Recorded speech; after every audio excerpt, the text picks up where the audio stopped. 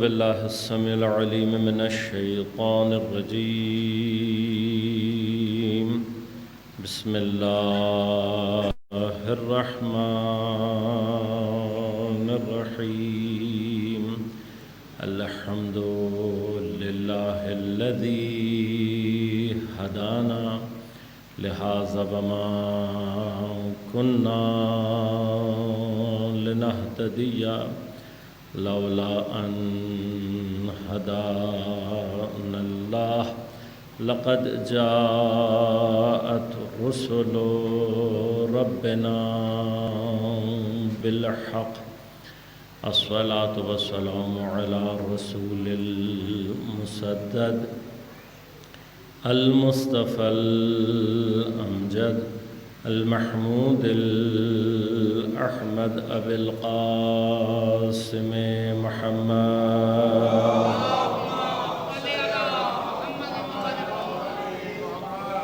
والصلاة والسلام على أسد الله الغالب غالب على كل غالب علي بن أبي طالب. والصلاة والسلام على سيدة المعصومة المظلومة الطاهرة البتول بضعة الرسول فاطمة الزهراء سيدة نساء العالمين. والصلاة والسلام على الحسن المجتبى والحسين المظلوم وأهل بيته الطيبين الطاهرين المعصومين المظلومين المنتجبين المنتخبين، لا سيما بقية الله في الأراضين روحي وأرواح العالمين لتراب مقدمه الفداء، ولعنة الله على أعدائهم أجمعين. أما بعد، قال الله تعالى في كتابه الكريم: بسم الله الرحمن الرحيم. قال رب اشرح لي صدري ويسر لي أمري واحلل عقدة من لساني يفقه قولي واجعل لي وزيرا من أهلي هارون أخي اشدد به أزري وأشركه في أمري. وقال رسول الله صلى الله عليه وآله: يا علي أنت مني بمنزلة هارون من موسى أنه لا نبي بعدي. صلوات.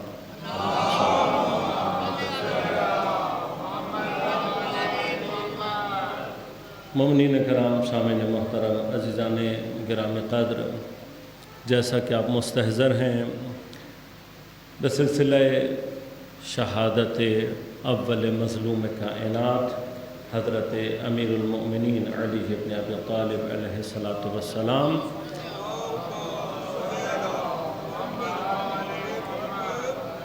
ان 5 مجالس کا انعقاد کیا گیا ہے،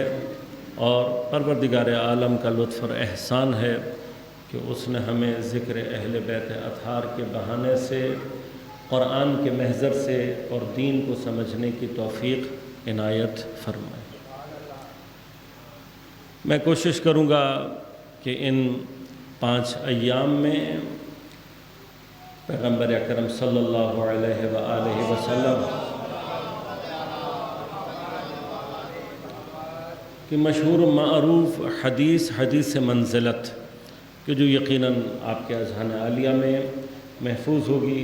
یہ حضرت امیر علیہ السلام کے ان فضائل میں سے ایک اہم مقام فضیلت ہے کہ جس میں حضرت کا کوئی ثانی اور شریک نہیں۔ حدیث سے متعلق بعض معلومات انشاءاللہ طول گفتگو میں مختلف مقامات پر آپ کی خدمت میں تقدیم کروں گا۔ اجمالی طور پر صرف ایک بات یہ عرض کرتا چلوں کہ یہ حدیث شیعہ سنی تمام مکاتب میں تقریباً تواتر کی حد رکھتی ہے۔ ہمارے ہاں اس کا تواتر 100% ثابت ہے، اور اہل سنت کے ہاں بھی حد تواتر تک یہ حدیث پہنچی ہوئی ہے۔ جو حدیث تواتر تک پہنچ جائے اس کی دلیل کی کیفیت باقی دیگر تمام حدیثوں یا اقوال کے مقابلے میں خود بخود تبدیل ہو جاتی ہے۔ خود تواتر ایک ایسی دلیل عقلی ہے جو بہت ساری دیگر دلیلوں سے اس کو مستغنی کر دیتی ہے۔ بہت ساری احادیث میں سند کی ضرورت ہوتی ہے، درایت کی ضرورت ہوتی ہے، رجال کی ضرورت ہوتی ہے، لیکن اگر کوئی قول، کوئی حدیث تواتر کی حد تک پہنچ جائے تو پھر وہ ان تمام چیزوں سے مستغنی ہو جاتی ہے۔ تو اب اس میں تواتر کے دو جہت ہیں، وہ انشاءاللہ میں تفصیل سے عرض کروں گا کہ ایک تواتر کی جہت ہے کسی حدیث کی ناقلین کے اعتبار سے۔ مثلا ایک جہت تواتر یہ ہوتا ہے کہ حدیث ایک ہی ہے، بات ایک ہی ہے کہ جس کو کئی لوگوں نے نقل کیا ہے۔ تو میں صرف اجمالی طور پر عرض کر رہا ہوں کیونکہ وہ اپنی جگہ ایک الگ موضوع شروع ہو جاتا ہے کہ بالاتفاق مسلمانوں میں اگر کوئی حدیث تواتر کے اعتبار سے، اپنے ناقلین کے اعتبار سے سب سے زیادہ جس کے ناقلین ہیں، جس کا تواتر سب سے زیادہ شدید ہے، وہ واحد حدیث عالم اسلام میں حدیث غدیر ہے۔ اس لیے کہ حدیث غدیر وہ واحد حدیث ہے کہ جس کے کم از کم بھی 354 واسطے ہیں، 354 افراد سے اس حدیث کو نقل کیا گیا ہے۔ اور یہ خود اس بات کی دلیل اور اس کی وجہ بہت واضح ہے، جب 1.25 لاکھ کے مجمع میں حضرت کسی کو اپنے ہاتھوں پر بلند کر کے یہ فرمائیں گے کہ من کنت مولاہ فہذا علی مولا، تو 1.25 لاکھ میں سے 354 افراد کا ملنا بہت آسان مرحلہ ہے۔ یہ واحد حدیث ہے جو تواتر کے اعتبار سے اتنی شدید ہے کہ اس حدیث کا مقابلہ کوئی اور حدیث کر ہی نہیں سکتی، لیکن یہاں پر ناقلین کی تعداد زیادہ ہے۔ دوسرا تواتر کا مرحلہ وہ ہوتا ہے کہ ناقلین کے ساتھ ساتھ خود اس حدیث کو پیغمبر نے کئی مرتبہ دہرایا ہو۔ حدیث منزلت کی خاصیت اس کے ناقلین کے علاوہ یہ ہے کہ اسے حضرت نے کسی ایک مقام پر نہیں ارشاد فرمایا، بلکہ اتنی مرتبہ حضرت امیر کے لیے اس حدیث کو بیان کیا ہے کہ اس کے ناقلین بھی زیادہ ہیں، اور خود حضرت نے اس کو اتنی مرتبہ تکرار کیا کہ گویا اصحاب کے اذہان میں بھی یہ حدیث محفوظ رہی ہے۔ خوب اس حدیث کا مرحلہ انشاءاللہ کہ کیا مراتب ہیں، کیا مقام فضیلت ہیں، آپ کی خدمت میں تقدیم کروں گا۔ میں نے 2 مقامات البتہ اس حدیث کے لیے انتخاب کیے ہیں۔ ایک سورہ مبارکہ طٰہٰ کی آیات ہیں، تقریباً 28 نمبر آیات سے لے کر 32 نمبر تک آیات کا مختصر آیات ہیں، مختصر جملات ہیں، اور پروردگار عالم حضرت موسیٰ علیہ السلام کی ایک دعا کو یہاں پر نقل فرما رہا ہے۔ اشارتاً صرف گفتگو کر رہا ہوں کہ سورہ مبارکہ طٰہٰ وہ سورہ ہے کہ جس کے اندر اللہ تبارک و تعالی نے بہت مختصر طور پر لیکن تسلسل کے ساتھ حضرت موسیٰ علیہ السلام کے اور کے واقعات کو بیان کیا ہے۔ یعنی اور سورہ میں بھی تفصیل کے ساتھ ذکر ہے، بہت ساری جگہوں پہ اللہ تبارک و تعالی نے حضرت موسیٰ کا اور بنی اسرائیل کا ذکر کیا ہے، لیکن کسی تواتر کے ساتھ اور ایک ایسی اجمالی کیفیت کہ جس میں اجمال کے ساتھ ساتھ اللہ نے ایک بہت طولانی سلسلے کو بیان کیا ہے، وہ سورہ مبارکہ طٰہٰ۔ خب یہاں اس مقام پر اللہ تبارک و تعالی حضرت موسیٰ کی اس دعا کو نقل کر رہا ہے کہ جب حضرت موسیٰ نے یہ دعا کی کہ کہا موسیٰ نے رب اشرح لی صدری، اے پروردگار میرے سینے کی، میرے صدر کی شرح فرما، کھول دے میرے سینے کو۔ تو یہ آیت کا جملہ اپنی جگہ بہت تفصیل چاہتا ہے، یعنی خود اگر انسان مقام تفسیر آیات میں ہو تو یہاں پر بہت سارا کچھ ایسا ہے کہ جو بیان ہونے کے قابل ہے اور بیان ہونا چاہیے، کہ مثلا خود صدر سے کیا مراد ہے،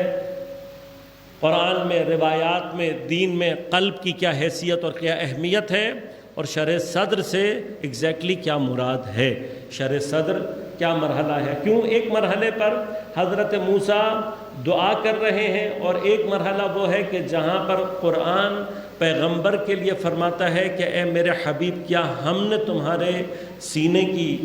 انشراح، کیا ہم نے تمہارے سینے کو شرح نہیں دی، تمہارے سینے کو کھولا نہیں ہے؟ تو اب یہ سینے کو کھولنے سے بہرحال ایک مراد جو بعض ہمارے ہاں برادران اہل سنت نے کسی واقعے کی طرف اشارہ کر کے کہ جس کا نہ عقل سے کوئی تعلق ہے اور نہ نقل سے کوئی تعلق ہے، اس کو بیان فرمایا ہے۔ اور وہیں پر ایک سوال یہ پیدا ہوتا ہے کہ اگر پیغمبر کے شرح صدر کا معنی یہ ہے کہ فرشتے آ کر پیغمبر اکرم کے سینے کو چاک کر کے ان کے دل کو نکال کر مثلا آب زمزم سے دھو کر دوبارہ لگائیں گے، اور یہ مثلا نوعاً ان کے نظر میں شرح صدر کا کوئی معنی ہے، تو پھر حضرت موسیٰ نے تو دعا کی ہے کہ پروردگار تو میرے سینے کی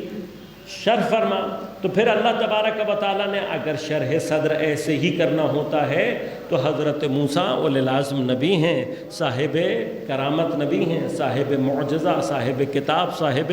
شریعت، یعنی حضرت موسیٰ میں اور پیغمبر میں نبوت کے اعتبار سے صرف ایک درجے کا فرق ہے، یعنی اولی العزم نبی ہونے کے بعد اگر نبوت کا کوئی درجہ باقی رہ جاتا ہے تو وہ مقام خاتمیت ہے، اور حضرت موسیٰ یقیناً مستجاب الدعویٰ ہیں۔ تو پھر اب ہمیں تاریخ میں وہ کوئی مقام بتاؤ کہ جہاں پر حضرت موسیٰ کا بھی کوئی ایسا پوسٹ مارٹم ہوا ہو، حضرت موسیٰ کے ساتھ بھی کوئی ایسا سلسلہ ہوا ہو۔ یہ جو واقعہ پیغمبر کی طرف جھوٹا نسبت دی جاتی ہے،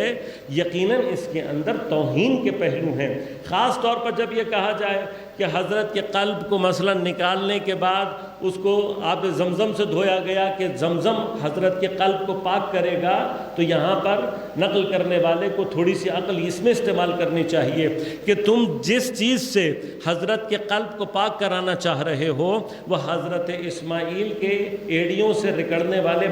معجزے کا اس کا کیفیت ہے کہ حضرت اسماعیل نے جب ایڑیاں رگڑیں تو یہ معجزہ ظاہر ہوا۔ حضرت اسماعیل بالاتفاق نہ اولی العزم انبیاء میں سے ہیں، نہ صاحب کتاب انبیاء میں سے ہیں، نہ صاحب شریعت انبیاء میں سے ہیں، تو اب اتنا فاصلہ ہونے کے بعد میں یہ کیسے مان لوں کہ ایک نبی کے ایڑیوں سے جاری ہونے والے معجزے کے پانی سے خاتم النبیین کے اس قلب کو دھویا جائے کہ جو اللہ کی نظر میں وہ مقام ہے کہ خدا وہ قرآن کہ جو اگر وہ پہاڑوں پہ نازل کرے تو پہاڑ اس کی وسعت کو برداشت نہ کر پائیں، وہ قرآن کے زمین و آسمان جس قرآن کی وسعت کے سامنے اپنے آپ کو بیچارے محسوس کرتے ہیں، خدا وہ قرآن جس قلب مطہر پہ نازل کرے وہ قلب مبارک حضرت نبی اکرم ہے۔ اب وہ قلب کہ جو اتنی وسعت رکھتا ہے، وہ قلب کہ جو زمین پر مقام عرش ہے، یہ مقامات اپنی جگہ پر اگر آپ کے ذہن میں پچھلے سال کی گفتگو کے کچھ مقامات ہوں ذہن میں تو میں نے وہاں آپ کی خدمت میں عرض کیا تھا کہ قرآن اگر عرش پر محفوظ ہو تو لوح کہلاتا ہے، فرش پر محفوظ ہو تو قلب مصطفیٰ کہلاتا ہے۔ بس یہ قلب مصطفیٰ، اس کی حیثیت، اس کا مقام کم از کم یہ ہے کہ یہ زمین پر اپنی حیثیت میں عرش پر لوح کے برابر حیثیت رکھتا ہے۔ بس یہ قلب اگر حضرت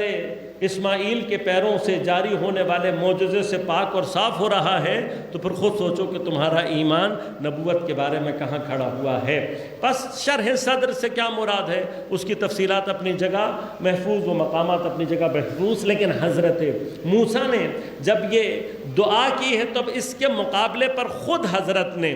اس شرح صدر کا ایک مرحلہ بیان کیا کہ پروردگار مجھے اس شرح صدر کی ضرورت کیا ہے، کس جہت میں مجھے شرح صدر چاہیے۔ رب اشرح لی صدری، پروردگار میرے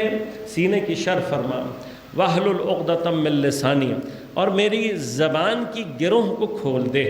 تو اب یہاں پہ خود ایک بحث ہے، میں نے عرض کیا کیونکہ میں مقام تفسیر میں نہیں ہوں لہذا صرف اجمالی گفتگو کر کے تیزی سے بڑھوں گا، مقامات انشاءاللہ کبھی تفسیر کے بحث رہی تو تفصیل سے عرض کروں گا کہ یہاں پر حضرت موسیٰ کی نسبت ایک توہین آمیز مرحلہ ہے کہ جس کو اسرائیلیات نے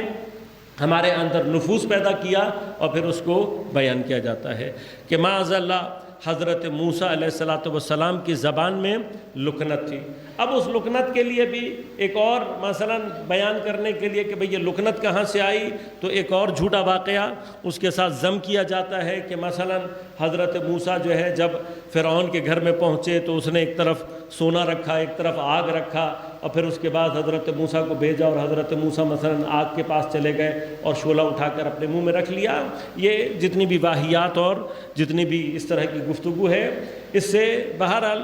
کیا مقصد حاصل کرنا چاہتے ہیں سوائے توہین نبوت کے مجھے نہیں معلوم، لیکن یہ یاد رکھیے گا کہ اللہ تبارک و تعالی، اب یہ چونکہ مباحث کچھ عقائد سے بھی تعلق رکھتی ہیں، اس کی باہم جگہ اپنی جگہ پر ہے، وہ تفصیل چاہتی ہے کہ انسان پہلے توحید کے مراحل کو حل کرے، کیونکہ جب تک توحید صحیح معنی میں حل نہیں ہوتی ہمیں کبھی بھی عدل سمجھ میں آ ہی نہیں سکتا۔ مثلا ابھی جن لوگوں کو عدل سمجھ میں نہیں آتا، جو عدل کے مقامات پر گڑبڑ کرتے ہیں، اس کی اہم وجہ یہ ہوتی ہے کہ ان کو توحید ہی صحیح معنی میں سمجھ میں نہیں آئی ہوتی۔ جب آپ کو توحید سمجھ میں آ جائے گی، عدل آپ کو خود بخود اس طرح سے سمجھ میں آنے لگے گا جیسے اللہ تبارک و تعالیٰ نے اور اہل بیت اطہار نے بیان کیا ہے۔ اور جب تک یہ دونوں مرحلے حل نہ ہوں نبوت سمجھ میں آ ہی نہیں سکتی۔ بس جہاں پر توحید ہی مثلا بیچارگی کا شکار ہو، جہاں پر توحید اس کیفیت کے ساتھ ہو کہ خدا کبھی تخت کے اوپر بیٹھ رہا ہو، کبھی اپنی ٹانگ جہنم کے اندر ڈال رہا ہو، کبھی اس کا جسم ہو، کبھی وہ رویت کے دائرے میں داخل ہونے والا ہو، اور اس طرح کی بہت ساری چیزیں بیان ہو رہی ہوں، وہاں پر نبوت کا معنی اتنا پست ہوتا ہے کہ پھر انسان نبی کو اپنے جیسا سمجھنا شروع کر دیتا ہے، اور جہاں انسان نبی کو اپنے جیسا سمجھنا شروع کرتا ہے تو نہ اسے نبی سمجھ میں آتا ہے، نہ وحی سمجھ میں آتا ہے، نہ خدا سمجھ میں آتا ہے۔ ربط ہے آپس میں ان تمام چیزوں کا۔ بس نبوت کا جو مقام ہے، اب اس میں اشارتاً میں نے عرض کیا کہ چونکہ میرا موضوع یہ ہے نہیں، میں صرف چند باتیں اشارتاً عرض کروں گا۔ نبوت کے لیے اجمالی طور پر بس یہ بات رکھیے گا کہ کچھ عیوب ایسے ہیں کہ جو نبی میں ہو ہی نہیں سکتے۔ اب اس کی وجوہات کیا ہیں، وجوہات کی بحث اپنی جگہ الگ، لیکن اجمالی طور پر کچھ عیوب ایسے ہیں کہ جو نبی میں کبھی پیدا نہیں ہو سکتے۔ ایک نبی میں کبھی بھی عیب جسمانی پیدا نہیں ہو سکتا، کوئی عیب جسمانی جس کو ہم کہیں کہ انسان کوئی ایسا عیب اس کے اندر پیدا ہو جائے جو خاص طور پر اس کی نبوت اور رسالت کے راستے میں حائل ہو۔ اللہ نے نبی کو بھیجا اس لیے ہے کہ وہ اپنا پیغام دے، لیکن اگر اس کو کسی ایسے عیب جسمانی کے ساتھ یا اس کو کسی ایسے عیب جسمانی میں مبتلا کر دے کہ جو اس ہدف کے آڑے آ رہا ہو تو یہ مصلحت خداوندی سے ٹکراؤ ہے۔ بس خدا یہ نہیں کر سکتا کہ جس کو پروردگار عالم اپنے پیغام کو پہنچانے کے لیے بھیجے پھر اس کو کسی ایسے عیب میں مبتلا کر دے کہ لوگ اس سے کراہت حاصل کریں اور اس سے پیغام سننے کے لیے تیار نہ ہوں، تو پروردگار عالم مصلحت کے عین خلاف ہے۔ لہذا مثلا حضرت ایوب کے بارے میں بعض اوقات یہ کہا جاتا ہے کہ حضرت ایوب، مثلا یہ اسرائیلیات ہیں کہ حضرت ایوب معاذ اللہ ان کے بدن میں زخم ہوئے اور زخموں میں کیڑے پڑ گئے، اور پھر حضرت ایوب معاذ اللہ نقل کفر نہ باشد مثلا صبر کا مقام ان کے لیے یہ بیان کرتے ہیں کہ جو وہ کیڑے مثلا ان کے بدن سے گرتے تھے تو وہ واپس اس کو بدن میں ڈال دیتے تھے۔ یہ مزخرفات، یہ واہیات، جتنی بھی گفتگو ہیں، نبوت اس سے بہت زیادہ مبرہ اور منظم مقام ہے، یہ عصمت کا مقام ہے۔ معصوم کبھی بھی ان عیوب میں مبتلا نہیں ہوتا کہ جو اس کی رسالت اور ہدایت کے کام کے درمیان رکاوٹ بن سکیں۔ اسی طرح سے حضرت یعقوب کے لیے یہ کہنا کہ حضرت یعقوب نابینا ہو گئے تھے، حضرت یعقوب نابینا نہیں ہوئے تھے۔ قرآن نے حضرت یعقوب کے لیے جو لفظ استعمال کیا ہے وہ ہے وَبْيَضَّتْ عَيْنَاهُ، حضرت یعقوب کی آنکھیں سفید ہو گئی تھیں۔ سفید ہونے کا مطلب یہ کہ بینائی کمزور ہو گئی تھی، چہروں کو دقت کے ساتھ شناخت نہیں کر پاتے تھے۔ اس سے زیادہ نابینا ہونا یا بالکل اندھا ہونا یہ حضرت یعقوب آیات سے ثابت ہے اور نہ روایات سے ثابت ہے۔ اسی طرح سے حضرت موسیٰ کے لیے یہ کہنا کہ نعوذ باللہ آپ کی زبان میں کوئی ایسا عیب تھا، نہیں، کوئی ایسا عیب زبان میں کسی بھی نبی کے لیے کوئی ایسا عیب کبھی بھی ایجاد نہیں ہو سکتا۔ لہذا اس کے علاوہ جو عیب ہیں ان میں سے ایک عیب وہ ہے کہ جو معصوم میں کبھی پیدا نہیں ہو سکتا، وہ اس کے نسب کا عیب ہے۔ یعنی معصوم کبھی بھی نسبی اعتبار سے ہدایت کا نظام اللہ تبارک و تعالی کبھی ان کے حوالے نہیں دے سکتا کہ جن کے اپنے نسب کا سلسلہ مشکوک ہو، یہ کبھی بھی نہیں ہو سکتا۔ لہٰذا نبی کبھی بھی نہ نسب کے اعتبار سے یہ مشکل ہو سکتی ہے کہ وہ اس کے مثلا باپ کا نہ پتہ ہو، نہ یہ مشکل ہو سکتی ہے کہ نبی کا باپ کبھی کافر ہو۔ یہ شجرہ وہ ہے کہ جو حسب کے اعتبار سے بھی محفوظ ہے، نسب کے اعتبار سے بھی محفوظ ہے۔ اب جس کو نبوت کے مراحل میں یہ مقامات سمجھ میں نہیں آتے، وہ یہ واہیات کہتا ہوا پھرتا ہے کہ نعوذ باللہ من ذالک پیغمبر کے والدین کافر تھے، تمہیں اپنے بزرگوں کا نہ شجرہ پتہ ہے نہ اسلام پتہ ہے، ان کو بچانے کے لیے معصوم کے شجروں کو کیوں خراب کرتے ہو؟ یہ مشکل ہے ہمارے ہاں، اپنے اجداد کا معلوم نہیں ہے، پیغمبر کے لیے صرف جوان لوگوں کے لیے یہ بات کہتا چلوں، اور انشاءاللہ اس کے مقامات ہیں جن میں سے بعض کی طرف اشارہ کروں گا انہی گفتگو میں، کہ حضرت نبی اکرم صلی اللہ علیہ وآلہ وسلم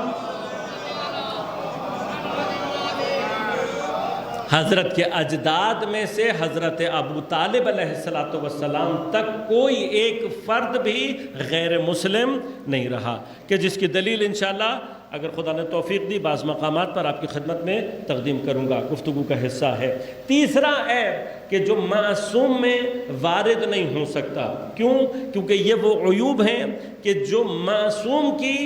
بعثت کے ہدف کے مخالف ہیں۔ لہذا حضرت مریم کو سب سے بڑی مشکل کیا تھی؟ معجزہ ہے، اللہ نے بھیجا ہے، تم جا کر لوگوں کو بتا دو کہ معجزے سے ہوا ہے۔ لیکن مشکل کیا ہے؟ مشکل یہ ہے کہ یہ معجزہ وہ ہے کہ جو عام طور پر کبھی بھی پیش نہیں آیا۔ دوسری بات، وہ جو ایک فکر ہے، یہ فکر اس سے پہلے بھی رہی ہے، اس کے بعد بھی رہی ہے، کہ ولایت کا دائرہ صرف اور صرف انبیاء تک محدود رکھنا، غیر انبیاء میں ولایت کو تسلیم نہ کرنا۔ اب وہاں پر ایک مشکل کیا پیش آتی ہے؟ یہ اس سے پہلے بھی رہی ہے، یہ جو اسلام میں یہ فکر آئی ہے کہ جس کے ذریعے سے امامت کا انکار کیا جاتا ہے کہ نبوت مثلا غیر انبیاء کے علاوہ ولایت کہیں پر نہیں ہے، وہی غیر انبیاء کے علاوہ کہیں نہیں ہے۔ یہ جتنی بھی بحث ہے اس کا ریشہ اور اس کا جڑیں پیچھے سے چلی آ رہی ہیں۔ حضرت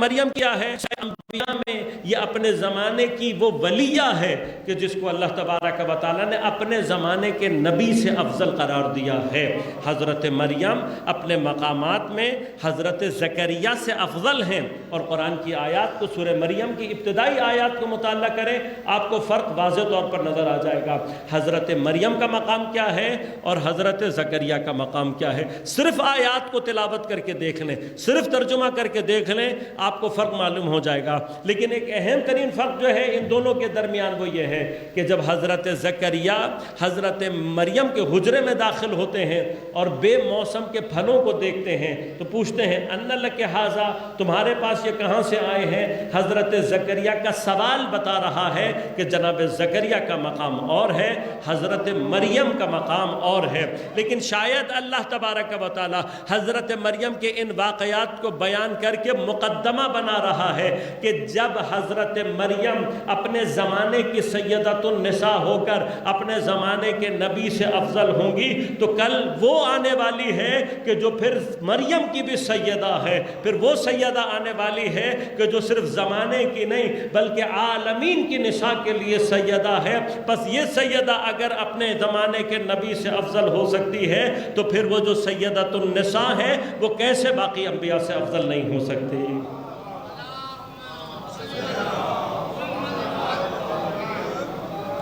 تو یہ تمام کے تمام مقامات، کبھی بھی نبی کے اندر عیب نسبی پیدا نہیں ہو سکتا۔ لہذا اب جس کو یہ بات معلوم ہوگی وہ اس مقدمے کے ساتھ جب وارد ہوگا تو جہاں پر اللہ تبارک و تعالیٰ نے حضرت ابراہیم کے لیے لفظ استعمال کیا ہے، اب کنفیوژن کہاں ہوتی ہے؟ حضرت ابراہیم کے معاملے میں وہاں پر جو خدا نے لفظ استعمال کیا ہے وہ ابی ہے، حضرت ابراہیم کا اب عام طور پہ اب ہمارے ہاں معنی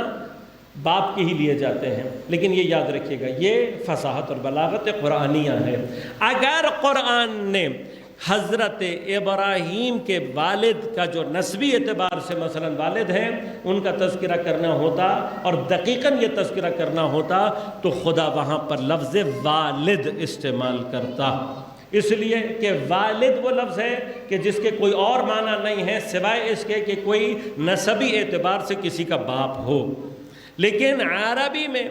اب کا جو دائرہ ہے وہ اس سے زیادہ ہے۔ اب صرف والد کو ہی نہیں کہتے کہ جو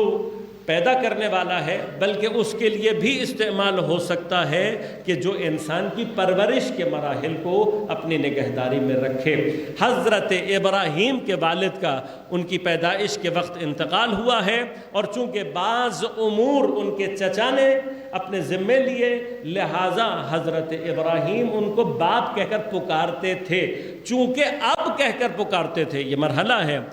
مثلا چچا کہہ کر نہیں پکارتے تھے، لہذا قرآن نے لفظ وہی استعمال کیا ہے جو حضرت ابراہیم نے استعمال کیا، یعنی اگر حضرت ابراہیم ان کے لیے چچا کا لفظ استعمال کرتے تو قرآن چچا کا لفظ استعمال کرتا، لیکن چونکہ انہوں نے اب کے لفظ استعمال کیا، ہوتا ہے ہمارے ہاں بھی بعض معاشروں میں ہمارے ہاں بھی یہ چیز پیش آتی ہے کہ باپ کا انتقال ہو جائے، چچا یا تایا نے پالا، ماموں نے پالا، تو بچہ اسی کو کیا کہنے لگتا ہے؟ باپ کہنے لگتا ہے، تو یہ کوئی انہونی بات نہیں ہے، لیکن جس کے مقدمات نبوت کے عقائد میں حل ہوں گے اسے یہ بات معلوم ہوگی کہ معصوم کا باپ کبھی بھی کافر نہیں ہو سکتا، نبی کا باپ کبھی بھی کافر نہیں ہو سکتا۔ تیسرا عیب کہ جو کبھی بھی نبوت میں داخل اور معصوم میں داخل نہیں ہو سکتا وہ اس کا عیب ذہنی ہے۔ معصوم کا جو ذہن ہے، معصوم کی جو عقل ہے، اس میں فطور کبھی بھی واقع نہیں ہو سکتا، لہذا معصوم کو نہ کبھی ہذیان ہو سکتا ہے، نہ کبھی نسیان ہو سکتا ہے، نہ کبھی وہ خطا کا شکار ہو سکتا ہے، نہ کبھی وہ شک میں مبتلا ہو سکتا ہے، اور نہ کبھی اس کے اوپر جادو اثر کر سکتا ہے۔ نبی کے لیے کبھی بھی ان میں سے کوئی ایک چیز بھی اس کے اوپر طاری نہیں ہو سکتی، کیوں؟ ان میں سے کسی ایک چیز کو بھی کچھ دیر کے لیے بھی اگر آپ نے نبی سے مان لیا کہ یہ ہو سکتا ہے، پورا نظام نبوت اور ولایت اور رسالت زیر سوال آ جائے گا۔ پھر یہ کیسے طے ہوگا کہ کیا کیا تھا جو نبی بھول گئے، کیا کیا تھا جو انہوں نے ہذیان میں کہہ دیا، کیا کیا تھا جس میں خود پیغمبر کو خطا ہو گئی، کیا کیا تھا جس میں پیغمبر شبہ کر کے چلے گئے، اور کیا کیا ایسا تھا جو پیغمبر نے جادو کے اثر سے یا بتایا یا نہیں بتایا یا غلط بتا دیا، تو پورا نظام نبوت زیر سوال آ جاتا ہے۔ لہذا یاد رکھیے گا کہ جو کوئی بھی کہیں پر بھی نبی کے ذہن پر شک کر رہا ہو وہ نبوت کا دشمن ہوتا ہے، نبی کا دشمن نہیں ہوتا، اصل نبوت کا دشمن ہے۔ کیوں؟ پورے نظام اور جو کوئی نبوت کا دشمن ہو جائے پھر وہ خدا کا دشمن ہوتا ہے، دین کا دشمن ہوتا ہے۔ بس یہ عیوب کبھی بھی معصوم میں وارد نہیں ہو سکتے۔ اب حضرت موسیٰ کیا چاہتے ہیں؟ واحلل عقدۃ من لسانی سے مراد کیا ہے؟ وہ خود اگلی آیت میں اس کا جواب ہے یفقہوا قولی۔ میں نے عرض کیا میں چونکہ مقام تفسیر میں نہیں ہوں، نہ یہ آیات، یہ میں نے صرف مقدمتاً اشارہ کی ہیں چیزیں اور مقدمتاً ہی بیان کر رہا ہوں، لہذا تفسیر میں نہیں جاؤں گا۔ وَاحْلُلْ عُقْدَةً مِّن لِّسَانِي، یہ عقدہ لسانی کیا ہے؟ اس کا جواب اگلی آیت میں موجود ہے، یفقہوا قولی، یعنی میری زبان کے اندر ایک ایسی کیفیت پیدا کر دے کہ جب میں ان سے بات کروں تو انہیں میری بات سمجھ آئے۔ اب یہاں پہ میں نے عرض کیا گفتگو بہت ہے، اگر ہم بحث کرنا چاہیں اور اس کی بات کو ثابت کرنے کے لیے کہ خدا نخواستہ حضرت کی زبان میں لکنت کا مسئلہ نہیں تھا، بلکہ یہاں پر جو یفقہوا قولی سے مراد ہے وہ خود لفظ فقہ جہاں پر استعمال ہوتا ہے اس سے جو مراد ہے، فہم الگ چیز ہے،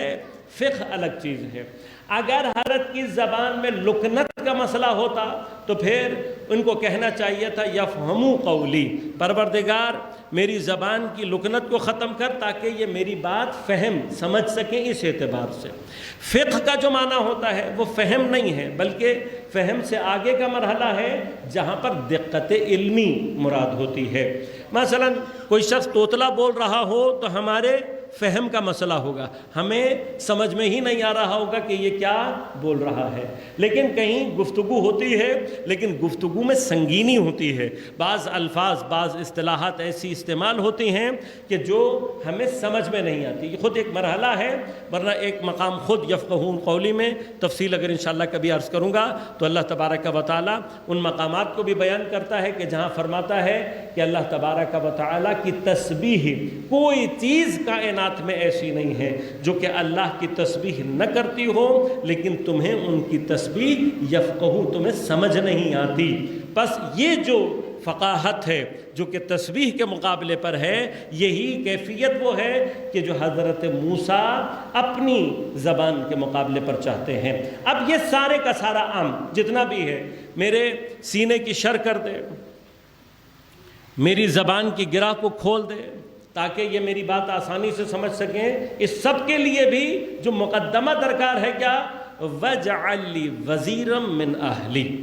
پروردگار عالم تو میرے اہل میں سے میرے لیے ایک وزیر مقرر کر۔ خب یہ وزیر کون ہے؟ ہارون اخی، میرا بھائی ہارون، میرا بھائی ہے ہارون اخی، اس کو میرے لیے میرا وزیر مقرر کر۔ خب یہ وزیر کس لیے چاہیے آپ کو؟ مگر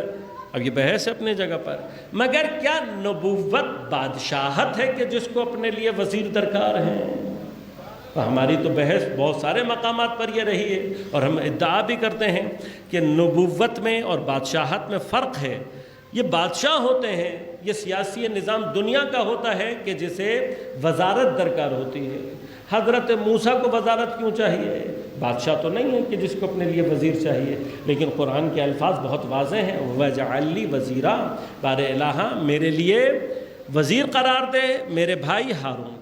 خوب اس وزیر کے ذریعے سے کیا ہوگا؟ اب اس کو بھی آیات نے خود بیان کیا ہے کہ یہ وزیر مجھے کس لیے چاہیے۔ فرمایا کہ اس وزیر کی ضرورت ہے مجھے وَاشْدُدْ بِهِ أَزْرِي، اس کے ذریعے سے میری کمر کو مضبوط کر۔ اب یہ وہ جملات ہیں انشاءاللہ کہ جن کو آگے چل کر میں زیادہ تفصیل سے آپ کی خدمت میں عرض کروں گا کیونکہ یہ موضوع ہے ہمارا۔ وَأَشْرِكْهُ فِي أَمْرِي، اور میرے اس بھائی کو میرے امر نبوت میں میرا شریک قرار دے۔ تو حضرت موسیٰ نے اپنے پروردگار سے یہ دعا کی ہے، پس اب اگر ان آیات کے اجمالی ترجمے کو بھی انسان ذہن میں رکھے تو خود بخود سمجھ میں آتا ہے کہ حضرت موسیٰ کو جو شرح صدر چاہیے، حضرت موسیٰ کو جو اپنی زبان کے عقدہ اپنے زبان کی گرہ کو کھولنا چاہیے، ان سب کا اصل ہدف کیا ہے کہ اللہ کا یہ پیغام، یہ امر رسالت پہنچے۔ اب ان تمام چیزوں کا حصول کس سے ہونا ہے؟ میرے لیے میرے اہل میں سے وزیر کو قرار دے۔ اب یہاں پر ایک چھوٹا سا مرحلہ بس عرض کروں گا، انشاءاللہ پھر گفتگو کو آگے بڑھاؤں گا۔ وہ یہ ہے کہ حضرت موسیٰ اولی العزم نبی ہیں، خوب کلیم اللہ جو ان کی خاصیت ہے دیگر تمام انبیاء میں، حضرت موسیٰ کو یہ افتخار حاصل ہے کہ اللہ تبارک و تعالی حضرت موسیٰ سے مستقیماً گفتگو فرماتا ہے، کلام فرماتا ہے۔ اب یہاں پر بھی کلام کی کیفیت حضرت موسیٰ کے لیے کیا رہی ہوگی اور کیا مرحلہ ہوگا وہ اپنی جگہ ایک مقامات ہیں، لیکن اس سے یہ بات یاد رکھیے گا کہ اس کا معنی بھی مستقیماً رابطہ نہیں ہے۔ یہ جو حضرت موسیٰ سے کلام کا مرحلہ ہے، اس کلام کے مرحلے سے اگر کسی کے ذہن میں یہ بات آ رہی ہے کہ حضرت موسیٰ اور حضرت ذاتی باری تعالیٰ کے درمیان میں کوئی حجاب باقی نہیں، کوئی واسطہ باقی نہیں، تو یہ اشتباہ ہے۔ کلام ہے، اب یہ کلام کی نوعیت کیا ہے، کلام کی کیفیت کیا ہے، یہ سارے کے سارے ابحاث اپنی جگہ پر ہیں، لیکن یہ بات یاد رکھیے گا، واحد ذات کہ جس کے اور اللہ کے درمیان کوئی حجاب نہیں ہے وہ ذات گرامی ہے، نبی اکرم صلی اللہ علیہ وسلم۔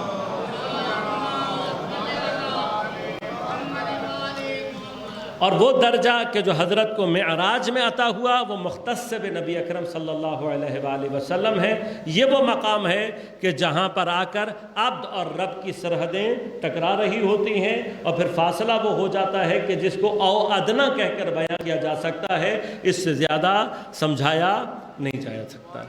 بس واحد یہ مقام حضرت نبی اکرم صلی اللہ علیہ وآلہ وسلم کو حاصل ہے۔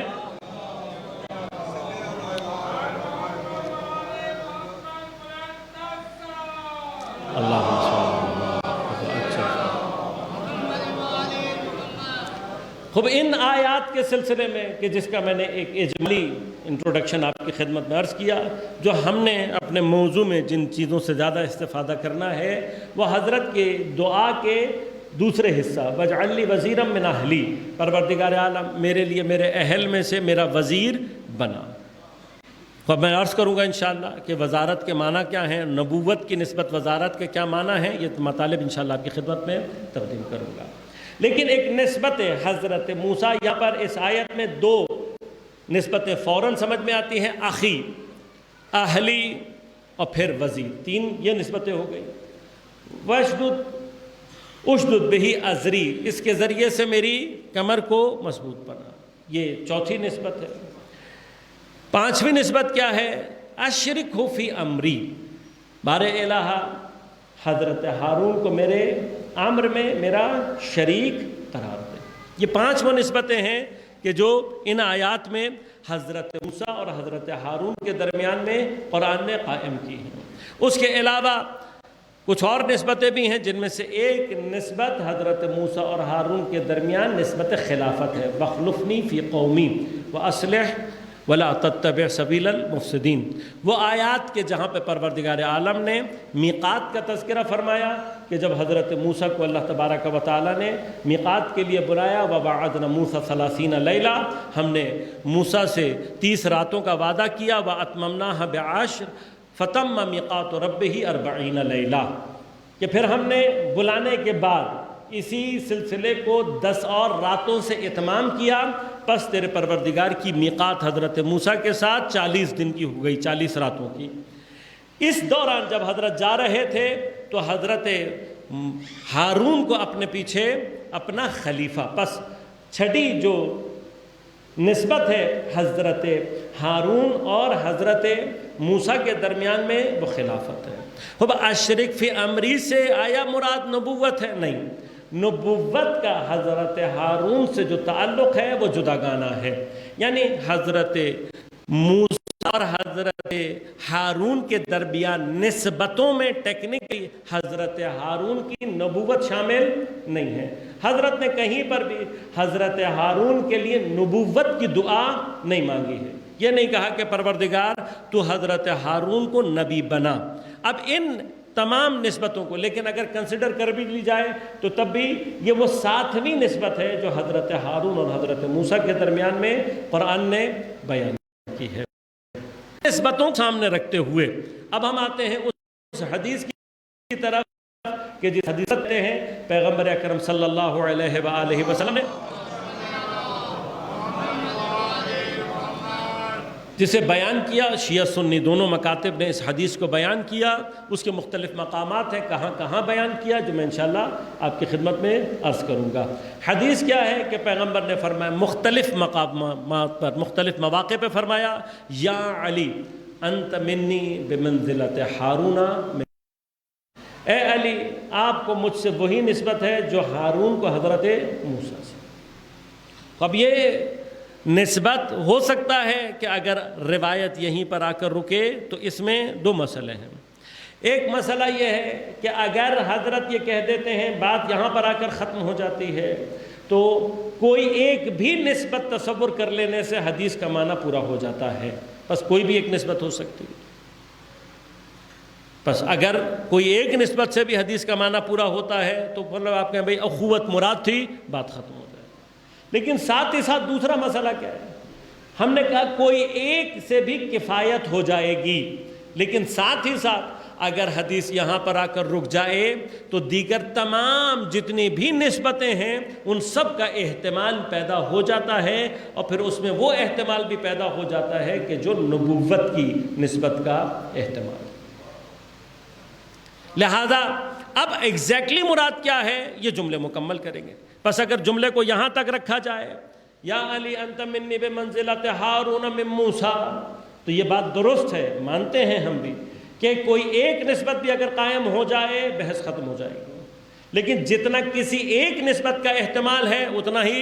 باقی نسبتوں کا استعمال ہے، تو پھر خود بخود نسبت نبوت بھی اپنے معنی کو پیدا کرنے لگے گی۔ لیکن اب حضرت نے جملے کو یہاں ختم نہیں کیا، بلکہ کیا فرمایا؟ یا علی انت منی بمنزلۃ ہارون من موسیٰ الا انہ لا نبی بعدی، ختم ہو گئی بات، مکمل کیا۔ الا کہہ کر حضرت نے کسی ایک نسبت کو اپنے اور حضرت امیر کے درمیان سے باہر نکالا۔ وہ ایک نسبت کیا ہے؟ فرمایا الا انہ لا نبی بعدی۔ میں کبھی کبھار اس واقعاً حضرت کی اس حدیث کے اوپر انسان فصاحت اور بلاغت کے اعتبار سے نظر ڈالے تو واقعاً احساس ہوتا ہے کہ جو پیغمبر نے خود نے اپنے بارے میں بھی فرمایا انا افصح العرب یا افصح القریش، یا یوں بھی فرمایا کہ قریش سب سے زیادہ فصیح ہیں اور میں سارے قریش میں سب سے زیادہ فصیح ہوں۔ واقعاً پیغمبر کی فصاحت اور بلاغت اس روایت میں جھلکتی ہے۔ اگر مقصود صرف اور صرف یہ ہو کہ حضرت امیر سے نبوت کی نفی کی جائے اور یہ کہا جائے کہ میری اور حضرت امیر کی نسبت ہارون و موسیٰ کی ہے، بس علی نبی نہیں ہے، تو یہ جملہ بھی کہا جا سکتا تھا کہ بس ٹھیک ہے اللہ حضرت علی نبی نہیں ہے، بات ختم ہو جاتی، میری نسبت ہے موسیٰ کے ساتھ لیکن علی نبی نہیں ہے۔ لیکن پیغمبر کی فصاحت اور بلاغت کا مقام یہ ہے کہ انہوں نے حضرت امیر کی سے نبوت کی نفی نہیں کی، بلکہ اپنے بعد کلاً سلسلہ نبوت کی نفی کی ہے، پورے سلسلہ نبوت کی نفی۔ الا انہ لا نبی بعدی، میرے بعد کوئی نبی نہیں ہے، اصل نبوت کی نفی کی ہے کہ میرے بعد کوئی نبی کا، میرے بعد نبی کا کوئی تصور نہیں ہے۔ بس اب غور کیجئے گا، اگر ذرا سا غور کریں تو یہ حدیث ایک ہی مرحلے میں ختم نبوت کا اعلان بھی ہے، آغاز امامت کا اعلان بھی ہے، ایک ہی وقت میں، ایک ہی مرحلے میں یہ حدیث ختم نبوت کا اعلان بھی کر رہی ہے اور آغاز امامت اور ولایت کا اعلان بھی کر رہی ہے۔ بس اب پیغمبر نے یہ ایک جملہ کہہ کر کے الا انہ لا نبی بعدی، حضرت سے جس ایک نسبت کو نفی کی ہے وہ کیا ہے؟ نبوت کی۔ اور کتنے خوبصورت انداز ہے کہ صرف حضرت سے نبوت کو منہا نہیں کیا، بلکہ فرمایا اس انداز سے کہ کل نبوت کا سلسلہ آ کر مجھ پر مختتم ہوتا ہے، ختم ہوتا ہے۔ اب یہاں سے اختتام نبوت کے ساتھ اور نبوت کی نفی کے ساتھ باقی جتنی بھی حضرت کی حضرت ہارون اور موسیٰ کے درمیان میں نسبتیں ہیں، باقی تمام کی تمام نسبتوں کا اثبات بھی خود بخود ہو جاتا ہے۔ یعنی اب پچھلے جملے میں اگر یہی جملہ نہ ہو الا انہ لا نبی بعدی تو وہ احتمال باقی ہے کہ کوئی ایک نسبت بھی کفایت کرے گی، لیکن جب حضرت نے یہ کہا الا انہ لا نبی بعدی تو اس کا مطلب کیا ہے کہ حضرت ناظر ہیں اس بات پر کہ موسیٰ اور ہارون کے درمیان میں کئی نسبتیں ہیں جن میں سے میں نے صرف ایک نسبت کی نفی کرنی ہے۔ بس تیسرا فائدہ اس جملے کا کیا ہوا کہ حضرت نے نبوت کے اختتام، امامت کے آغاز کے ساتھ ساتھ حضرت موسیٰ اور ہارون کے درمیان دیگر تمام نسبتوں کو اپنے اور حضرت امیر کے درمیان میں ثابت کر دیا۔ اب یہ جتنی بھی نسبتیں ہیں حضرت ہارون اور حضرت موسیٰ کے درمیان میں، اور یہی کیفیت پیغمبر اور حضرت امیر کے درمیان میں ہے، تو اب ان نسبتوں کو ہم نے بیان کرنا ہے اور پھر یہ دیکھنا ہے کہ گرچہ حضرت ہارون اور حضرت موسیٰ کا مقام اپنی جگہ پر محفوظ، ان کے درجات اپنی جگہ پر محفوظ، لیکن جب یہ نسبتیں خاتم النبیین اور اس کے جانشین کے درمیان میں آتی ہیں تو کیا معنی پیدا کرتے ہیں؟ یقیناً مقامات ہیں۔ ایک اولی العزم نبی کی، دوسرے نبی کی نسبت، ان نسبتوں کا ہونا ایک اور معنی رکھتا ہے، لیکن جہاں خاتم النبیین ہوں اور پھر وہ کسی کو اپنے لیے وزیر کہے، کسی کو اپنے لیے وصی کہے، کسی کو اپنے لیے خلیفہ کہے، تو پھر یہ مقامات کیا ہیں؟ انشاءاللہ ان مقامات کو تفصیل سے ان 5 دنوں میں ہمارا ہدف یہ ہوگا کہ ہم ان 5 نسبتوں کو الگ الگ، یا جتنی بھی یہ نسبتیں بنتی ہیں الگ الگ آپ کی خدمت میں تفصیل سے بیان کریں اور ان کے مقامات کو۔ لیکن اب جو ہم نے گفتگو کا آغاز کرنا ہے، یہ ایک اجمالی گفتگو ہوئی ہے، لیکن ایک مقدمہ میں اور آپ کی خدمت میں عرض کروں گا کہ کل انشاءاللہ اس مقدمے کو تفصیل سے آپ کی خدمت میں تقدیم کروں گا۔ وہ مرحلہ صرف یہ ہے کہ یہ جو الا انہ لا نبی بعدی ختم نبوت کا ایک اعلان ہے، قرآن کی آیات بھی اس کے اوپر نازل ہیں۔ ما کان محمد ابا احد من رجالکم، کسی بھی مرد کے باپ نہیں ہیں، لیکن کیا ہیں؟ خاتم النبیین، پیغمبر کیا ہیں؟ کسی بھی، سورہ احزاب کی آیت ہے، فرمایا کہ پیغمبر تمہارے مردوں میں سے کسی کے ما کان محمد ابا احد من رجالکم۔ اور میں نے ابوت کی بحث کی ایک بات کی تھی، اس کا ایک اشارہ یہاں پر بھی موجود ہے اس آیت میں کہ حضرت ابراہیم نے جو اب کہا، پیغمبر بھی کے بارے میں خدا کیا کہہ رہا ہے؟ ابا احد من رجالکم، تمہارے مردوں میں سے کسی کے بھی باپ نہیں ہیں۔ اب اس میں خود لفظ باپ کا جو معنی یہاں پر اب کا ہے، جب آپ اس کو معنی کریں گے تو حضرت ابراہیم کی نسبت خود بخود چیزیں واضح ہو جاتی ہیں۔ کسی بھی مرد کے باپ، لیکن کیا ہے؟ خاتم النبیین، پیغمبر خاتم النبیین ہیں، یعنی ان کے بعد کوئی نبی نہیں آ رہا۔ تو ایک سوال ہے، سوال کی تفصیل کل آپ کی خدمت میں عرض کروں گا، آج سوال چھوڑ رہا ہوں، اپنے طور پر آپ تھوڑا سا سوچئے گا۔ وہ سوال یہ ہے کہ پروردگار عالم کو انسانیت کے سلسلے میں کسی درمیان کے مرحلے میں آ کر نبوت کو ختم کرنے کی مصلحت کیا ہو سکتی ہے؟ دیکھیے اللہ تبارک و تعالیٰ لکل قوم ہاد،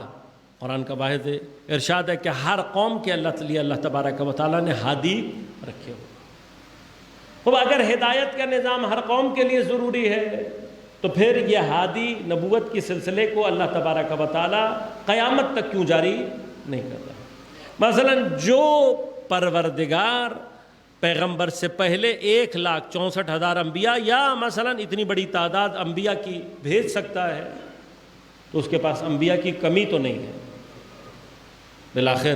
جو بھیج سکتا ہے اتنا لمبا سلسلہ اس نے جاری کیا۔ اچھا اب میں تھوڑا سا ٹیکنیکل اعتبار سے وارد ہوں۔ دنیا کی آبادی اس سے پہلے جتنی آج کل ہے، اس سے پہلے کبھی بھی اتنی نہیں رہی۔ خوب ایک ڈیموگرافک انالیسز ہے، کبھی جا کر آپ دیکھیں گے تو آپ کو پتہ لگے گا کہ مثلا دنیا کی آبادی کو 1 ارب ہونے میں حضرت آدم سے شروع ہوئی، لیکن 1 ارب 1 بلین کی جو فگر ہے وہ تقریباً 1750 کے آس پاس مکمل ہے۔ لیکن 1750 سے اس کو 2 بلین ہونے میں تقریباً 200 سال بھی نہیں لگے۔ لہذا مزید یہ واقعاً ایک تعجب انگیز مرحلہ ہے، لیکن اس پر غور کرنے کی ضرورت ہے کہ 1750 سے لے کر 1920-22 کے قریب یہ تعداد 2 بلین ہو گئی۔ یہ وہ ٹائم پیریڈ ہے جس میں جنگ عظیم اول بھی ہوئی ہے۔ اس کے باوجود بھی 1750 سے تقریباً 1920 کے آس پاس 1 بلین سے 2 بلین، اور صرف پھر ہمیں 1920 سے لے کر 80 سال لگے 2 بلین سے کتنا 6 بلین ہونے۔ یہ جو ملینیا ختم ہوا ہے یعنی سن 2000 تک 80 سالوں میں ہم 2 بلین سے کہاں پہنچے، 2 ارب سے کہاں پہنچے، 6 بلین تک۔ اب ہماری تعداد 8 بلین کے قریب پہنچ چکی۔ اتنی تعداد دنیا کی انسانوں کی کبھی بھی زمین پر اکٹھی نہیں ہوئی۔ سوال یہ کرنا چاہتا ہوں، اللہ تبارک و تعالی ہدایت کے نظام بالآخر کس کے لیے ہے؟ انسانوں کے لیے۔ تعجب ہوتا ہے مجھے کبھی کبھار جب زمین پر ایک بھی بندہ نہیں تھا، ایک بھی انسان زمین پر نہیں تھا، تو اللہ نے جو پہلا بندہ اتارا وہ نبی ہے، حضرت آدم۔ اللہ تبارک و تعالیٰ نے جب حضرت کو بھیجا تو ابھی دنیا میں بندہ نہیں ہے، لیکن جو اللہ پہلا انسان بھیج رہا ہے وہ نبی بھیج رہا ہے۔ تب مجھے تھوڑی سی، بالآخر ہم بھی بارگاہ پروردگار کے شاگردی کا تھوڑا سا حق تو اپنی گردن پہ رکھتے ہیں، تو ایک شاگرد ہونے کے عنوان سے ہی ہم سوال تو کر سکتے ہیں، پروردگار زمین پر انسان کوئی نہیں ہے، لیکن جب تو پہلا بندہ بھیج رہا ہے تو نبی بنا کر بھیج رہا ہے، یعنی بظاہر پروردگار کے اس عمل کو نظر میں رکھتے ہوئے یہ کہا جا سکتا ہے انسان زمین پر ہو نہ ہو، ہدایت کا نظام اللہ کی نظر میں امپورٹنٹ ہے، ہدایت ہونی چاہیے۔ بندے آتے رہیں گے، بندوں کا مسئلہ نہیں ہے، زمین ہدایت سے خالی نہیں ہونی۔ تو اب یہ کبھی موقع رہا تو اس کی بھی تفصیل آپ کی خدمت میں عرض کریں گے۔ ہمارے پاس البتہ روایات موجود ہیں، اور جب ان روایات کو مانا کریں گے تو پھر بہت سارے سوالات ہیں جو ذہن میں خود بخود کھل جاتے ہیں، بہت ساری چیزیں ذہن میں واضح ہو جاتی ہیں۔ زمین پر حجت خدا کا ہونا ضروری ہے، ہمارے پر روایات ہے ایک لمحے کے لیے حجت خدا اگر زمین پر نہ ہو تو یہ اپنے ساکنان، اپنے پورے نظام کے ساتھ تباہ ہو جائے گی۔ انشاءاللہ کبھی موقع رہا اور تفصیل سے گفتگو کی، حقیقت وحی پر بحث کی میں نے، تو انشاءاللہ آپ کی خدمت میں عرض کروں گا کہ وحی صرف اور صرف پیغام لانے کا مرحلہ نہیں ہے، صرف یہ نہیں ہے کہ وحی کا معنی صرف یہ لیا جائے کہ وحی یہ ہے کہ اللہ نے کوئی پیغام بھیجنا ہے، فرشتے یا کسی بھی ذریعے کے ساتھ نبی تک پیغام کو بھیجا، بات ختم نہیں۔ وحی کی حقیقت اس سے زیادہ وسعت رکھتی ہے کہ جس کو سورہ قدر میں اللہ تبارک و تعالیٰ نے ارشاد فرمایا، یہ فرما کر کہ تنزل الملائکۃ والروح فیہا بإذن ربہم من کل امر، سارے کا سارا امر لے کر فرشتے نازل ہوتے ہیں۔ یہ وسیع ترین معنی ہے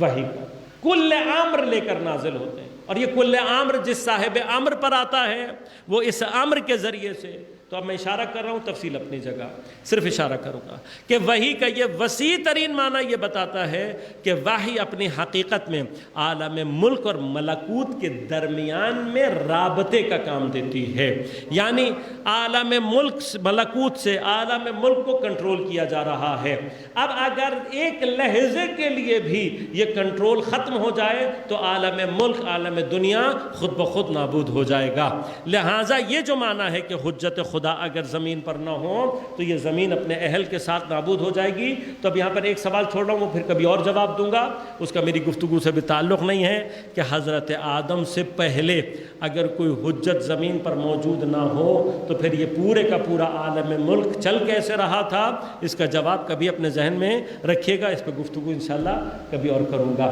ابھی باہر بندے نہیں ہیں، انسان نہیں ہے، پہلا انسان جو اللہ بھیج رہا ہے وہ حضرت آدم نبی۔ تو پروردگار جب دنیا میں بندے نہیں تھے، انسان نہیں تھے، تو نے زمین کو نبی سے خالی، ہدایت کے نظام سے خالی نہیں رکھا، اور آج جب دنیا میں 8 ارب سے زیادہ لوگ ہیں اور ہم یہ مان لیں کہ کوئی ہدایت کا نظام اور کوئی ہادی نہیں ہے تو تعجب ہے نا۔ تب سوال اتنا ہے، ایک تو یہ کہ پروردگار عالم کو یہ وسط راہ میں درمیان میں آ کر نبوت کے سلسلے کو ختم کرنے کی ضرورت کیا ہو سکتی؟ ثانیاً اسی کے درمیان میں ایک سوال یہ بھی ہے کہ مثلا فرض کریں کہ یہ نبوت کا سلسلہ چلنا تھا، کتاب، قرآن، اسلام، یہ سب بہترین ہے، پیغمبر اللہ کے بہترین نبی، قرآن اللہ کی بہترین و مکمل کتاب، دین مبین اسلام اللہ کا بہترین دین کہ جس سے وہ راضی۔ تو سوال، کیا پچھلی امتوں کا حق نہیں تھا کہ وہ بھی پیغمبر کے امتی کہلاتے ہیں، ان کی بھی کتاب قرآن ہوتی، ان کا بھی دین اسلام ہوتا؟ تو مثلا حضرت پہلے نبی ہیں، فضیلت کی ایک جہت یہ بھی ہو سکتی تھی کہ اللہ سب سے پہلے حضرت کو بھیجتا اور باقی تمام انبیاء حضرت کی تائید میں آتے، تو پھر پروردگار عالم نے حضرت کو سلسلہ نبوت کے آخر میں کیوں بھیجا؟ اب یہ 2 سوال ہیں، انشاءاللہ کل میں اس کو ایڈریس کروں گا، اس کو جواب دیں گے انشاءاللہ، اور اسی سے مقدمہ تیار ہوگا حدیث منزلت کا۔ جب ہمیں یہ بات سمجھ میں آئے گی کہ نبوت کو ایک مرحلے پر آ کر عقلی طور پر ختم ہونا چاہیے، تو نبوت ختم ہو جاتی ہے، ہدایت کا نظام ختم نہیں ہوتا۔ یہاں سے انشاءاللہ اس کی عقلی دلائل آپ کی خدمت میں پیش کر کے گفتگو کو انشاءاللہ اس سے آگے سلسلے کو بڑھاؤں گا۔ حضرت امیر علیہ الصلوۃ والسلام کے لیے مظلومیت کا مقام یہی ہے کہ کئی بزرگان نے یہ جملہ فرمایا ہے کہ علی وہ مظلوم ہے کہ جس کے فضائل دشمنوں نے اس کی دشمنی میں بیان نہیں کی اور اس کے چاہنے والوں نے جان کے خوف سے بیان نہیں کی۔ اتنا نہ بیان ہو کر بھی جس علی کی فضیلتوں کا مقام یہ ہے کہ بچنے کے بعد بھی، ظاہر نہ ہونے کے بعد بھی، جس کی فضیلتوں کا اندازہ یہ ہے کہ جو بیان ہو گئی ہیں اگر ان کو بھی شمار کرنا چاہیں اور ان کو بھی سمجھنا چاہیں تو واحد جملہ یہ سمجھ میں آتا ہے کہ علی ما ورائے عقل انسانی ہے۔ حضرت کے فضائل، حضرت کے مقام جو ظاہر نہ ہوا، اس کے بعد مقام یہ ہے کہ اگر انسان حضرت امیر علیہ الصلوۃ والسلام سے زندگی کے کسی شعبے میں چاہے، حضرت کی جانب سے ہدایت کے ایک ایسے سلسلے کو جاری کر کے گئے ہیں۔ آپ کے اقوال، آپ کی سیرت، آپ کا تدبر سب ایسا ہے کہ جو واقعاً محسوس ہوتا ہے۔ وہ ذات کہ واقعاً پیغمبر کے بعد امت کو جس کو ایک نعمت الہیہ کے طور پر لینا چاہیے تھا، اور واقعاً اگر ہم اس نعمت کی قدر کرتے تو یقیناً پروردگار عالم ہم پر اور بھی لطف اپنا اس کا وعدہ ہے، لئن شکرتم لازیدنکم، ان شکرتم لازیدنکم، اگر تم اللہ کا شکر ادا کرو گے تو اللہ کا وعدہ ہے کہ وہ تمہیں اور زیادہ اور بڑھا کر عطا کرے گا۔ لیکن حضرت کی مظلومیت یہ ہے، ایک خود مقام مظلومیت ہے کہ حضرت کے فضائل کو دنیا میں اس قدر دبایا گیا، تبدیل کیا گیا، اس قدر بغض ہے کہ جتنے بھی مقامات حضرت کے لیے بیان کیے گئے اس کے مقابلے پر جعلی احادیث کو گڑھا گیا اور کوشش کی گئی کہ اگر دوسروں کے لیے اس بات نہیں کیا جا سکتا تو جو فضائل اور مراتب حضرت کے لیے بیان ہوئے ہیں ان میں شبہ ڈالنے کے لیے کسی اور کے نام سے بیان کر دیا جائے۔ لیکن ان سب کے باوجود بھی حضرت کے فضائل اور حضرت کے مقامات اظہر من الشمس، لیکن اس کے باوجود بھی علی مظلوم کائنات۔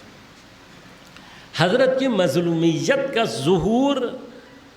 پیغمبر کی حیات کے آخری ایام میں ہونا شروع ہو گیا تھا۔ وہ مقام کہ جہاں اللہ تبارک و تعالیٰ فرما رہا ہے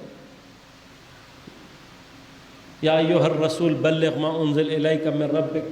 فإن لم تفعل فما بلغت الرسالۃ واللہ یعصمک من الناس۔ اے میرے حبیب تم پہنچا دو، اگر تم نے نہ پہنچایا تو گویا انجام نہیں دیا، واللہ یعصمک من الناس، اور میرے حبیب اللہ تمہیں لوگوں سے بچا کر رکھے گا۔ قرآن کا یہ مختصر سا جملہ اپنے اندر ایک درد کی پوری داستان لیے ہوئے ہے۔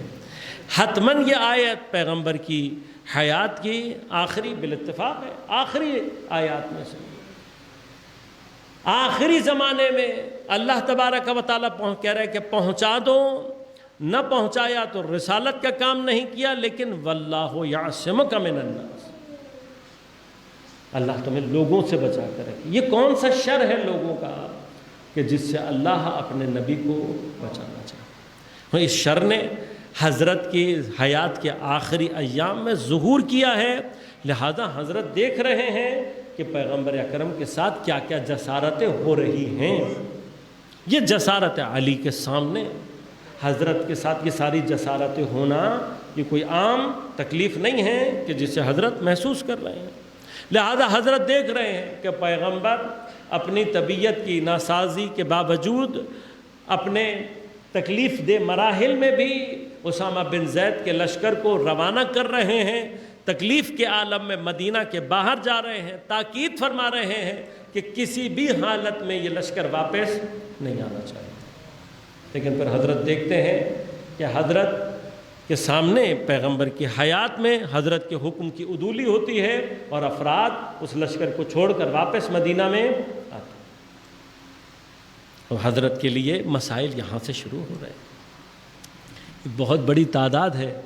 ہمارے ہاں جوانوں کی جو یہ کہتی ہے کہ حضرت کے ساتھ جو واقعات پیش آئے ان میں مدینہ کے افراد کہاں تھے؟ کیوں مدینہ کے افراد نے حضرت کی مدد نہیں فرمائی؟ اس کا ایک جواب یہاں موجود ہے۔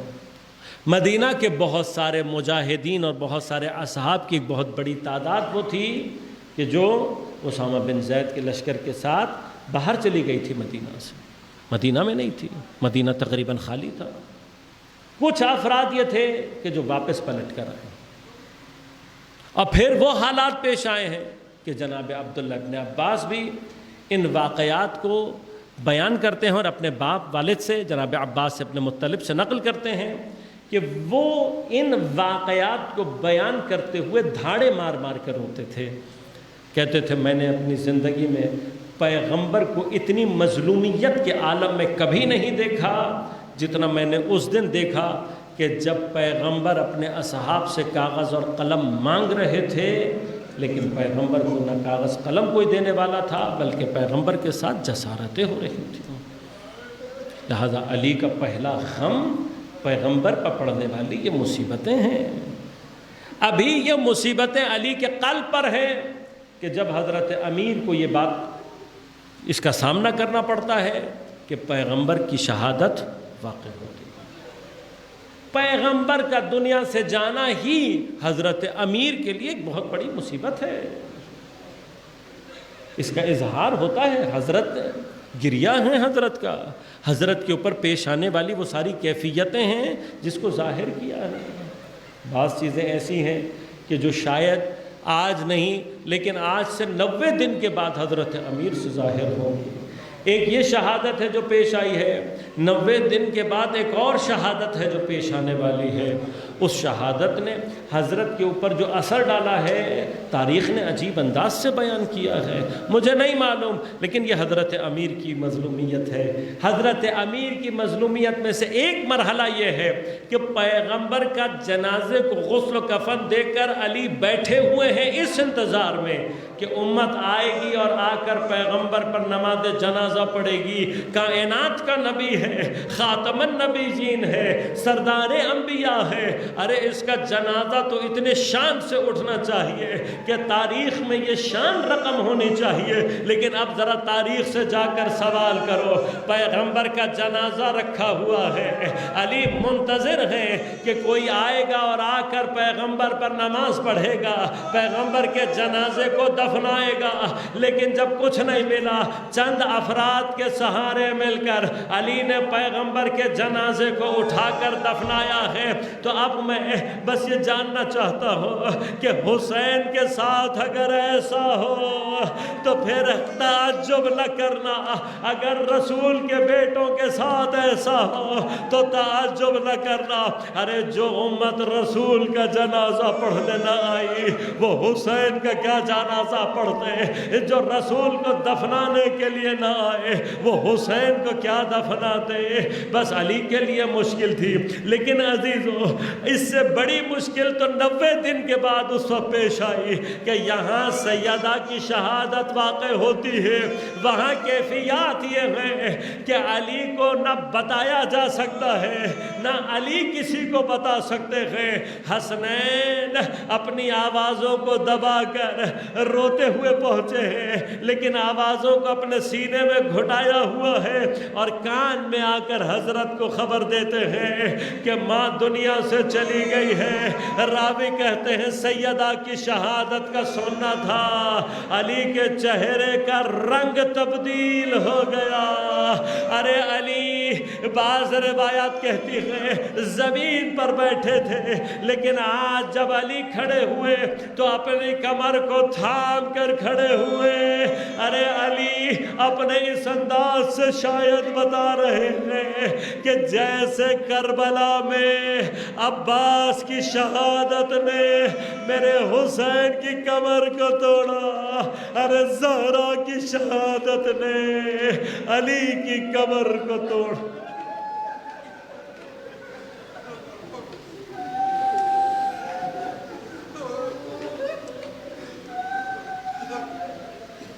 الا ولعنۃ اللہ علی القوم الظالمین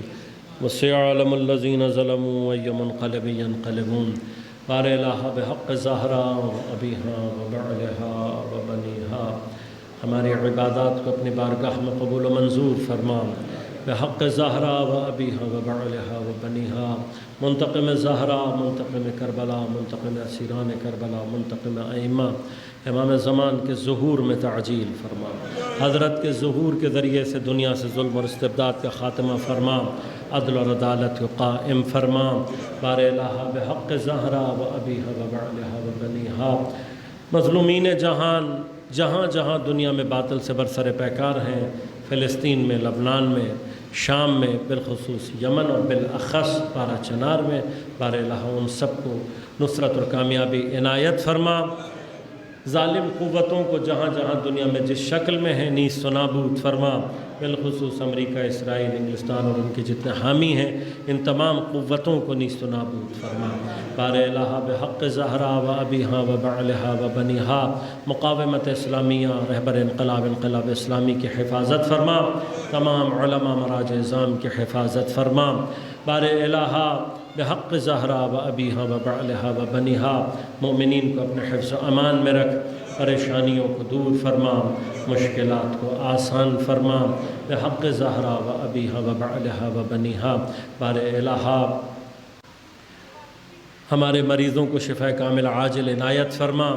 ہمارے مرحومین کی مغفرت فرما بار الہ بالخصوص اس خانوادے کے جتنے بھی مرحومین ہیں سب کی مغفرت فرما اور بالخصوص بار الہ آج کی اس مجلس کے ثواب میں استاد شہید سبت جعفر زیدی اور شہید امجد صابری دونوں شہیدوں کو بالخصوص بار الہ اس کے ثواب میں اور جتنے بھی ملت اسلامیہ کے شہداء ہیں ان سب کو اس کے اصال میں شامل فرما ہم سب کو امام زمان عجل اللہ تعالیٰ فرج و شریف کے اعوان و انصار میں شمار ہونے کی توفیق عنایت فرما ربنا تقبل منا انک انت السمیع العلیم برحمتک یا ارحم الراحمین